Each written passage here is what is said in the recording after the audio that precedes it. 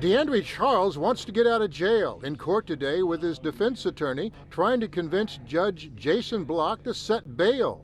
DeAndre Charles accused of killing Rabbi Joseph Raxon, who was walking to a synagogue in August of 2014. When DeAndre Charles was arrested, it was announced that DNA played a big part in nabbing the suspect, and the judge heard today 3 sets of DNA were found on the door handle of a car involved in the case.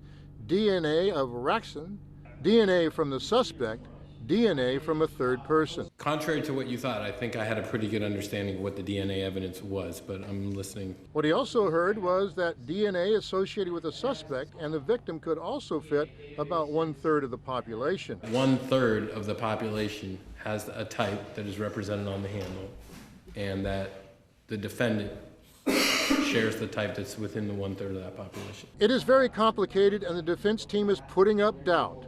The prosecution also has an eyewitness and cell phone evidence.